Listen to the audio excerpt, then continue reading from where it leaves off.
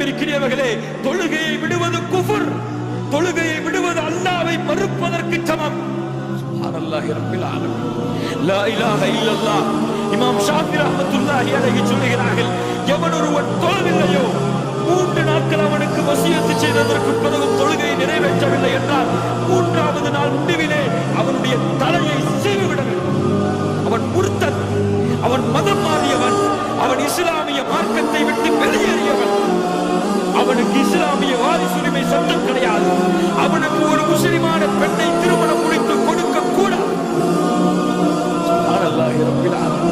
அவனை முஸ்லிம்களுடைய மக்பராவிலே அடக்க ஸ்தலத்திலே அடக்க கூடாது. அவனை குளிப்பாட்ட கூடாது. அவனை ஒரு சாக்கு பையிலே சுற்றி ஒரு அழுக்கு முட்டையிலே குப்பையிலே போடுகிறான். அவன் மதிக்கத்தக்கவன், அவன் வீரன், அவன் காஃபிர், அவன் முஸ்லிம் அல்ல. லா இலாஹ இல்லல்லாஹ்.